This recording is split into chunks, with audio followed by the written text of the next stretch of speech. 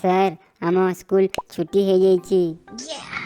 Sir ଏଇ ଟାଇମ୍ରେ ମୋତେ ଅଧିକରୁ ଅଧିକ ପଢ଼ିବାର ଅଛି। ସାର୍ ମୁଁ 10ରୁ 12 ଘଣ୍ଟା ମଧ୍ୟ ପଢ଼ିବା ପାଇଁ ଚାହେଁ ସାର୍। ସାର୍ ପ୍ଲିଜ୍ ଏହା ପାଇଁ ଗୋଟେ ବେଷ୍ଟ ଟାଇମ୍ ଟେବୁଲ୍ଟେ ଦିଅନ୍ତୁ ସାର୍, ପ୍ଲିଜ୍ ସାର୍। ଆଉ ଥ୍ୟାଙ୍କ ୟୁ ସାର୍। ପୂର୍ବରୁ ଆପଣ ଯେଉଁ ଥଣ୍ଡାକୁ ନେଇକି ଯେଉଁ ଟିପ୍ସ ଆଣ୍ଡ ଟ୍ରିକ୍ ଦେଇଥିଲେ ନା, ମୋ ପାଇଁ ବହୁତ ୟୁଜଫୁଲ୍ ହେଲା sir. Thank you sir, thank you so much.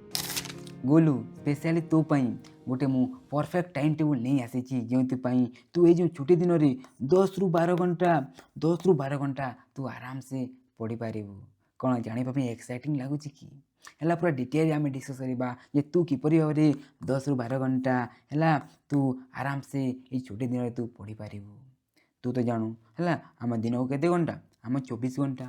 ଆଉ ମୁଁ ଜାଣି ହେଲା ତୁ ଟିକେ ଅଳସୁଆ ହେଲା, ଧରିନେ ତୁ ଦିନକୁ କେତେ 7ରୁ 8 ଘଣ୍ଟା ତୁ ଶୋଇଯାଉଛୁ। ଧରିନେ ତୁ 8 ଘଣ୍ଟା ଶୋଇଯାଉଛୁ, ଯଦି ତୁ 8 ଘଣ୍ଟା ଶୋଉଛୁ ହେଲେ ବି ଦେଖିଲା ତୋ ପାଖରେ କେତେ ଆମ 16 ଘଣ୍ଟା, କେତେ ଘଣ୍ଟା 16 ଘଣ୍ଟା ବଚିଯାଉଛି। ଆଉ ଏଇ ଯେ 16 ଘଣ୍ଟାରେ କ'ଣ ତୁ 10ରୁ 12 ଘଣ୍ଟା ପଢ଼ିପାରିବୁନି କି? 10ରୁ 12 ଘଣ୍ଟା ପଢ଼ିପାରିବୁନି କି? ହେଲା କରିପାରିବୁ, ହେଲା କରିପାରିବୁ। କ'ଣ କହିଲୁ? ତୁ ପାରିବୁନି, ଡର ଲାଗୁଛି। ଦେଖିଲା ମନେ ପକା, ଆଉ ତୁ କେତେ ଦିନ ରହିଲା ଏକ୍ଜାମ୍ ପାଇଁ? ହେଲା 2 ମାସ ମଧ୍ୟ ନାହିଁ, ହେଲା 2 ମାସ ମଧ୍ୟ ନାହିଁ। ଆଉ ଯଦି ତୁ ଏବେ ପଢ଼ୁନି, ଦେଖ ଏଇ ଯେଉଁ ଡିସେମ୍ବର କିପରି ଭାବରେ ଚାଲିଯିବ ତୁ ତାହା ମଧ୍ୟ ଜାଣିପାରିବୁନି। ଆଉ ମୁଁ ଜାଣି ହେଲା ତୁ ଏବେ ପର୍ଯ୍ୟନ୍ତ ଭଲ ଭାବରେ ପଢ଼ିବା ଷ୍ଟାର୍ଟ କରିନି। ତୁ ବହୁତ ସାରା ସିଲାବସ୍ ବଚିଯାଇଛି। ହେଲା ତ ଏବେ ଯଦି ପଢ଼ିବୁନି ତୁ କେବେ ପଢ଼ିବୁ? କ'ଣ ଏକ୍ଜାମ୍ ସରିଗଲେ ପଢ଼ିବୁ କି? ଦେଖ ହେଲା ଏହା ହିଁ ତୋ ପାଇଁ ପୁରା ବେଷ୍ଟ ଟାଇମ୍। ଆଉ ଏଇ ଯେଉଁ ଏକ୍ଜାମ୍ ପୂର୍ବରୁ ଯେଉଁ କିଛି ଦିନ ରହିଲା ନା, ତାହା ହିଁ ତୋ ଫାଇନାଲରେ କେତେ ନମ୍ବର ଆସିବ ତାହା ହିଁ ଡିପେଣ୍ଡ କରେ। ବୁଝିପାରୁଛୁ ତ? ତ ଯଦି ଏବେ ତୁ ପଢ଼ିବୁନି ତ କେବେ ପଢ଼ିବୁ? ହେଲା ସିରିୟସ୍ ହେଇଯା ଆଉ ମୋଟିଭେଟ୍ ହେଇଯା। ଆଉ ସେଇ ଯେଉଁ ଡର ନା ହେଲା ଏକ୍ଜାମ୍ରେ ଭଲ ନମ୍ବର ରଖିବା ପାଇଁ, ହେଲା ସେ ଡରକୁ ତୁ ମୋଟିଭେଟ୍ ହିସାବରେ ନେଇକି ତୋତେ ଏବେ ପୁରା ମୋଟିଭେଟ୍ ହେବାର ଅଛି। ଯଦି ମୋଟିଭେଟ୍ ହେଇଯାଉଛୁ ହେଲେ ତୁ ଆରାମସେ, ହେଲା ମୁଁ କହିଦେଉଛି ଏଇ ଯେଉଁ ଟାଇମ୍ ଟେବୁଲ୍କୁ ନେଇକି 10ରୁ 12 ଘଣ୍ଟା ତୁ ଆରାମସେ ଦେଇକି ତୁ ପଢ଼ିପାରିବୁ। ବୋଲୁ ତୁ ବୁଝିପାରୁଛୁ ତ? ଆଉ ମୁଁ ଜାଣେ ହେଲା ତୁ କରିପାରିବୁ। ତୋ ଯେଉଁ ସ୍ୱପ୍ନର ମାର୍କ ପାଇଁ ତୁ ହେଲା 10ରୁ 12 ଘଣ୍ଟା କେତେ 10ରୁ 12 ଘଣ୍ଟା ମଧ୍ୟ ତୁ ଆରାମସେ ପଢ଼ିକି ତୋ ଯେଉଁ ସିଲାବସ୍ ରହିଯାଇଛି ତୁ ତାକୁ ଆରାମସେ ତୁ କମ୍ପ୍ଲିଟ୍ କରିପାରିବୁ। ଦେଖ ହେଲା ଏବେ ତୋ ପାଇଁ ଗୋଟେ ପରଫେକ୍ଟ ଟାଇମ୍ ଟେବୁଲ୍ ହେଲା ଏବେ ମୁଁ ତୋତେ ପ୍ରୋଭାଇଡ଼ କରିବି। ଆଉ ଦେଖ ଏଇ ଯେଉଁ ଟାଇମ୍ ଟେବୁଲ୍କୁ ମୁଁ ଏପରି ଭାବରେ ବନେଇନି କି କ'ଣ, ମୁଁ ସେପରି ତୋତେ ବନେଇକି ଦେଇଦେଉଛି। ଦେଖ ହେଲା ବହୁତ ସାରା ଆମେ ରିସର୍ଚ୍ଚ କରିକି ଏହାକୁ ଆମେ କରିଛୁ, ଯେଉଁଥିପାଇଁ ତୁ ତାକୁ କ'ଣ 100% ତୁ ୱାର୍କିଂ ଏହାକୁ ତୁ ଲାଇଫ୍ରେ ୟୁଜ୍ କରିପାରିବୁ। ତା ସହିତ ତୁ ଏକ୍ଜାମ୍କୁ ନେଇକି ମଧ୍ୟ ଆମେ କରିଛୁ। ବୁଝାଉଛି ତ? ଆଉ ଏହାକୁ 100% ୱାର୍କିଂ କରିବା ପାଇଁ ଏହା ପାଇଁ କ'ଣ କିଛି ଆମ ବୋନସ୍ ଟିପ୍ସ ମଧ୍ୟ ରହିଛି, ଯାହାକି ଭିଡ଼ିଓର ଆମେ ଶେଷରେ ଆମେ ଡିସ୍କସ୍ କରିବା। ବୁଝାଇଗଲା ତ? ଏବେ ଦେଖ ହେଲା ପୁରା ଏହାକୁ ଆମେ ପୁରା ଡିସ୍କସ୍ କରିବା। ଆଉ ମନେ ରଖିଥା ହେଲା, ପ୍ରଥମେ ଗୋଟେ ଟାଇମ୍ ଟେବୁଲ୍କୁ ଆମେ ଲାଇଫ୍ରେ ଆମେ ଇମ୍ପ୍ଲିମେଣ୍ଟ କରିବା ପାଇଁ ଆମ କ'ଣ ଆମ ପୂର୍ବ ଦିନରୁ ଆମ କ'ଣ ଷ୍ଟାର୍ଟ କରିବା ପାଇଁ ଆମକୁ ପଡ଼ିଥାଏ। ଦେଖିଲା ଯେପରି ଦୈନେ ତୁ ଏହାକୁ କାଲିଠୁ ତୁ କ'ଣ ଷ୍ଟାର୍ଟ କରିବୁ, ତ ଆଜି ରାତିଟାରୁ ତୋତେ କ'ଣ ଯେଉଁ ତୁ ଶୋଇବା ଯେଉଁ ଟାଇମ୍ ରହିଛି ନା ହେଲା ତାକୁ ତୋତେ କରିବାର ଅଛି। ଆଉ ଦେଖ ଏଇ ଯେଉଁ ହେଲା ମୁଁ ଏଇ ଯେଉଁ ଟାଇମ୍ ଟେବୁଲ୍କୁ ମୁଁ ନେଇକି ମୁଁ ତୋତେ ବତାଇବି। ଆଉ ଯଦି ତୁ ସକାଳୁ ଉଠିକି ଯଦି ତୁ ପଢ଼ୁ ହେଲା ତା ହିସାବରେ ତୁ କ'ଣ କିଛି ଚେଞ୍ଜ କରିଦେବୁ ଟିକେ। ଆଉ କିପରି ତୁ ଚେଞ୍ଜ କରିବୁ ତା ମଧ୍ୟ ଆମେ ଡିସ୍କସ୍ କରିନେବା। ହେଲା ଦେଖ ହେଲା ମୁଁ ଜାଣେ ଯେ କ'ଣ ତୁ ଟିକେ ଅଳସୁଆ ବେଲେ ଦୈନେ ତୁ କ'ଣ ରାତି 11ଟାରେ ତୁ ଶୋଇଯାଉଛୁ।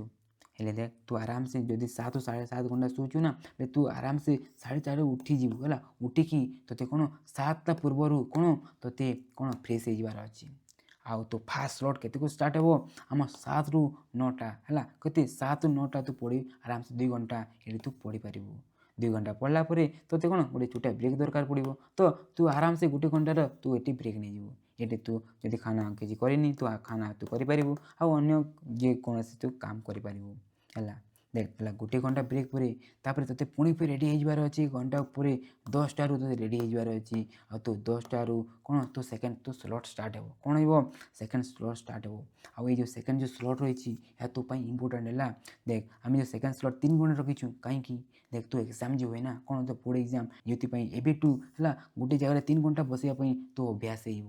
ବୁଝାହେଉଛି ତ ସେଥିପାଇଁ ଯେଉଁ ସେକେଣ୍ଡ ସ୍ଲଟ୍ 3 ଘଣ୍ଟା ରଖାଯାଇଛି। ଆଉ ତୋତେ ସେକେଣ୍ଡ ସ୍ଲଟ୍ରେ 10ରୁ କେତେ 1ଟା ପର୍ଯ୍ୟନ୍ତ ତୋତେ କ'ଣ ପଢ଼ିବା ପାଇଁ ପଡ଼ିବ ପୁରା 3 ଘଣ୍ଟା। ପୁରା 3 ଘଣ୍ଟା ପଢ଼ିଲା ପରେ ପୁଣି କ'ଣ ଗୋଟେ ତୁ ଛୋଟା ବ୍ରେକ୍ଟେ ଆରାମସେ ତୁ ନେଇଯିବୁ। ଆଉ ଏଇ ଯେ ଛୋଟିଆ ବ୍ରେକ୍ ଦେଖ ଏଠି କ'ଣ ଗୋଟେ 1.5 ଘଣ୍ଟାର ବ୍ରେକ୍ ତୋ ପାଇଁ ରଖାହେଇଛି। ଦେଖ ଏଠି ତୁ ଯାହା କରିବା ପାଇଁ ଚାହିଁବୁ ତୁ ତାହା ଆରାମସେ କରିପାରିବୁ। ତୁ ଯେଉଁ ଲଞ୍ଚ କରିପାରିବୁ ତା ସହିତ ଧରିନେ ତୁ ଗୋଟେ ଛୋଟିଆ ନ୍ୟାପ୍ ନେବା ପାଇଁ ଚାହୁଁଛୁ, ମାନେ ତୁ କେତେ 15ରୁ 30 ମିନିଟ୍ ଦିନେ ତୁ ଶୋଇବା ପାଇଁ ଚାହୁଁଛୁ, ତା ମଧ୍ୟ ତୁ ଶୋଇପାରିବୁ। କିନ୍ତୁ ଦେଖ ହେଲା ତୁ 15ରୁ 30 ମିନିଟ୍ ଶୋଇବା ଚକ୍କରରେ ନୁହଁ କି ତୁ ପୁରା 4ଟା ପର୍ଯ୍ୟନ୍ତ ଶୋଇଯିବୁ ହେଲା, ସେପରି କରିବୁନି। ପୁରା ଆରାମ ପୁରା ଭଲ ଭାବରେ ଦେଇକି ତୁ ତା ମଧ୍ୟ ତୁ କରିପାରିବୁ। ତାପରେ 1.5 ଘଣ୍ଟାର ପୁରା ଗୋଟେ ଭଲ ବ୍ରେକ୍ ପରେ ତାପରେ କ'ଣ ତୁ ପୁଣି ସାଢ଼େ 2ଟାରୁ କ'ଣ ତୁ ତୋ ନେକ୍ସଟ ସ୍ଲଟ୍ ତୁ ଷ୍ଟାର୍ଟ ହେଇଯିବ। ତ ତା ପାଇଁ ତୁ ରେଡ଼ି ହେଇଯିବୁ। ତାପରେ ତୋ ନେକ୍ସଟ ସ୍ଲଟ୍ କେତେ ସାଢ଼େ 2ଟାରୁ 4ଟା ପର୍ଯ୍ୟନ୍ତ ତୁ ଚାଲିବ। କେତେ 1.5 ଘଣ୍ଟା ତୁ ଆରାମସେ ହେଲା, ଆରାମସେ ତୁ ତାପରେ ଫ୍ରେଶ୍ ହେଇକି ମଧ୍ୟ ପଢ଼ିପାରିବୁ। ତାପରେ 1.5 ଘଣ୍ଟା ପଢ଼ିଲା ପରେ ହେଲା ଆଉ ଗୋଟେ ଆମେ ବଡ଼ ବ୍ରେକ୍ଟେ ନେବା ହେଲା, ଯେଉଁଥିପାଇଁ ତୁ ଯଦି ଚାହିଁବୁ ହେଲେ ହେଲା ତୁ କ'ଣ ଏଇ ଯେଉଁ ଟାଇମ୍ରେ ଆରାମସେ ତୁ ଖେଳି ମଧ୍ୟ ପାରିବୁ। ଦେଖ ହେଲା ୟା ପରେ କ'ଣ ଗୋଟେ ବଡ଼ ବ୍ରେକ୍ 2 ଘଣ୍ଟାର ଆମେ ନେବା, ଯେଉଁଥିପାଇଁ ତୁ କ'ଣ ବାହାରେ ଯାଇକି ତୁ ବୁଲାଚଲା କରିପାରିବୁ। ଆଉ ଯଦି ତୁ କ୍ରିକେଟ୍ ଫୁଟବଲ୍ ଖେଳୁ ତ ତାହା ମଧ୍ୟ ତୁ କରିପାରିବୁ ଆରାମସେ ତୋ ସାଙ୍ଗମାନଙ୍କ ସହିତ ମିଶିକି ତୁ ଆରାମସେ କରିପାରିବୁ। ଆଉ ଗୋଟେ ଧ୍ୟାନ ଦେ ଯେ ବଡ଼ ବ୍ରେକ୍ ଯେଉଁ ନିଆହେଇଛି ନା, ତୁ ଏଠି ମୋବାଇଲ୍ ବାହାର କରିକି ତୁ ଯେଉଁ PUBG ଫ୍ରି ଫାୟାର୍ ଯେଉଁ ଖେଳୁ ହେଲା, ମୁଁ ଜାଣି ହେଲା ତୁ ସେଠି ବହୁତ ଟାଇମ୍ ୱେଷ୍ଟ କରୁ ହେଲା, ସେପରି ତୁ କରିବୁନି ହେଲା, ସେପରି ତୁ କରିବୁନି। ତୁ ଦେଖିବୁ କ୍ରିକେଟ୍ ଫୁଟବଲ୍ ଯଦି ମନ ଲାଗେ ତୁ ତା ଖେଳିବୁ, ଆଉ ନହେଲେ ବାହାରେ ବୁଲାଚଲା କରିବୁ ହେଲା, ସାଙ୍ଗମାନଙ୍କ ସହିତ ତୁ ମିଶିକି ତୁ କରିବୁ। ବୁଝାହେଉଛି ତ? ଦେଖ 2 ଘଣ୍ଟା ଯେଉଁ ବ୍ରେକ୍ ରହିବ ନା, ତୋ ମାଇଣ୍ଡକୁ ରିଫ୍ରେଶ୍ କରିବାର ଅଛି। ଯଦି ରିଫ୍ରେଶ୍ ହେଇଯାଉଛି ଏଇ ଯେଉଁ ରାତିର ଯେଉଁ ସ୍ଲଟ୍ରେ ମଧ୍ୟ ତୁ ଆରାମସେ ତୁ ପଢ଼ିପାରିବୁ। ବୁଝାହେଉଛି ତ? ସେଥିପାଇଁ ମୁଁ ତ କହୁଛି ହେଲା। ତାପରେ 2 ଘଣ୍ଟା ବ୍ରେକ୍ ପରେ ତୁ 6ଟାରୁ ତୋତେ ରେଡ଼ି ହେଇଯିବାର ଅଛି। 6ଟାରୁ 8ଟା ତୁ 2 ଘଣ୍ଟା ଆରାମସେ ତୁ ପଢ଼ିପାରିବୁ ପୁରା ଫ୍ରେଶ୍ ମାଇଣ୍ଡରେ। ତାପରେ ତ ତୁମ ଘରେ ଯେଉଁ ଡିନର୍ ବି ହେବ, ତ ତାପରେ ଡିନର୍ କରିବା ପାଇଁ ଛୋଟିଆ ବ୍ରେକ୍ ମଧ୍ୟ ତୋତେ ନେଇଯିବାର ଅଛି। କେତେ 8ଟାରୁ 9ଟା ପର୍ଯ୍ୟନ୍ତ 1 ଘଣ୍ଟାର ବ୍ରେକ୍। ଆଉ ବ୍ରେକ୍ ପରେ ପୁଣି ତୋତେ ବସିଯିବାର ଅଛି କେତେ ଆମ 9ରୁ 11ଟା ପର୍ଯ୍ୟନ୍ତ। ଆଉ ଏପରି ଭାବରେ କ'ଣ ତୁ ଏପରି ଭାବରେ କେତେ 10.5 ଘଣ୍ଟା 10.5 ଘଣ୍ଟା ତୁ ଆରାମସେ ତୁ ପଢ଼ିପାରିବୁ। କେତେ ଘଣ୍ଟା 10.5 ଘଣ୍ଟା। ବୁଝାହେଉଛି ତ? ଦେଖିଲା ଏପରି ଭାବରେ ତୁ କରିବା ପାଇଁ ଚେଷ୍ଟା କରିବୁ। ଆଉ ଦୈନିକ ତୋତେ ଆଉ ପଢ଼ିବାର ଅଛି, କେତେ ଆଉ ପଢ଼ିବାର ଅଛି ହେଲା 12 ଘଣ୍ଟା। ଦେଖ ଏଇ ଆମର ଯେଉଁ ବ୍ରେକ୍ ଯେଉଁ ଅଛି ନା, ଏଇ ବ୍ରେକ୍ରେ କିଛି କମ୍ପ୍ରୋମାଇଜ୍ କରିକି ତୁ ଏଠି ତୁ ଇନକ୍ଲୁଡ଼ କରିପାରିବୁ। ବୁଝାଇଗଲା ତ? ଏପରି ଭାବରେ କରିବୁ ଆରାମସେ ହେଇଯିବ ହେଲା। ମୁଁ ଭରସା ଅଛି ହେଲା ତୁ କରିପାରିବୁ ହେଲା, ତୁ କରିପାରିବୁ। ଆଉ ଧରିନେ ତୁ ସକାଳୁ ଉଠିକି ପଢ଼ିବା ପାଇଁ ଚାହୁଁଛୁ ବେଲେ ଦେଖ ତୋତେ ପ୍ରଥମେ ତ ତୋ ସ୍ଲିପିଂ ଟାଇମ୍କୁ ତୋତେ ଫିକ୍ସ କରିବାର ଅଛି। ତୋତେ 10ଟାରେ ଶୋଇବାର ଅଛି କି 10:30ରେ କି 9:30ରେ ହେଲା। ଦୈନିକ ତୁ 10ଟାରେ ଶୋଇଯାଉଛୁ ହେଲା, ତୋତେ 7 ଘଣ୍ଟା ଶୋଇବାର ଅଛି। ଦୈନିକ ଏଠି ଆମେ ଯଦି 7 ଘଣ୍ଟା ମିଶିବା କେତେ ହେଇଯିବ? ଯଦି ଏଠି ଆମେ 7 ଘଣ୍ଟା ମିଶିବ, ଏଠି ଆମେ 2 ହେଇଗଲା, ସେଠି ଆମେ 5 ବୋଲି କେତେ ତୋତେ 5ଟା ଆରାମସେ ହେଇଯିବ। ତ ଆରାମସେ ତୁ 5ଟାରୁ ଉଠିକି ହେଲା କିଛି ତୁ ଟିକେ ଅଧା ଘଣ୍ଟା କେତେ ବ୍ରେକ୍ ନେଇକି ତୁ ଆରାମସେ କେତେ 5:30ଟାରୁ ବସିକି ଏପରି ଭାବରେ ତୁ କରିପାରିବୁ ହେଲା। ତୋ ହିସାବରେ ଚେଞ୍ଜ କରିବୁ ହେଲା, କିନ୍ତୁ ଦେଖିବୁ ଯେ ମ୍ୟାକ୍ସିମମ୍ ଟାଇମ୍ ହେବ, ଯେଉଁଥିପାଇଁ ତୁ ଆରାମସେ ହେଲା ଅଧିକରୁ ଅଧିକ ତୋ ସିଲାବସ୍ ତୁ ଖତମ କରିପାରିବୁ ଏଇ ଯେଉଁ ଛୁଟିରେ ହେଲା।